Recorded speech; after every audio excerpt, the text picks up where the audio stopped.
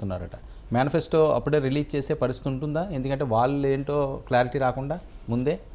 లేదు, మేనిఫెస్టో అనేది ప్రధానంగా వాళ్ళ పథకాలు మేము ఇది చేస్తాము అది చేస్తాము వీళ్ళ యాక్టివిటీయే కదా. సో అభ్యర్థులకు సంబంధించి మీకు వాళ్ళది రాకుండానే తప్ప ఇప్పుడు వాళ్ళు చెప్పిన వాడు ఇప్పుడు ఈయన ఇచ్చేవే చాలా ఎక్కువ, మేము అంతకంటే ఎక్కువ ఇస్తామని వాళ్ళు అంటుంటే అంతకంటే ఎక్కువ ఈయన ఇచ్చే అవకాశం ఏం లేదు కదా. సో ఒకటో రెండో ఆకర్షణీయమైన అంశాలు జోడించి ఇప్పుడు చేసేవన్నీ కొనసాగిస్తాము అనే పద్ధతిలో ఒక ప్రణాళిక తేవచ్చు.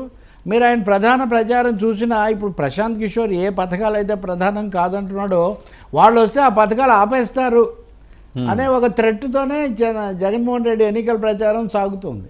కాబట్టి వాళ్ళు తొందరగా ఎన్నికల ఇది విడుదల చేసి ప్రణాళిక మళ్ళీ వాళ్ళని ఆకట్టుకునే ప్రయత్నమే వాళ్ళు చేస్తారు. గతసారి కూడా 2 ఏళ్ల ముందే పాదయాత్ర చేసి నవరత్నాల భజన నవరత్నాల మోత మోగించారు కదా. అవును. సో అదే ఫామ్లా మళ్ళీ వాళ్ళు పునరావృతం చేయొచ్చు. ఇప్పుడు విజయసాయిరెడ్డి స్పష్టంగా చెప్తున్నారు.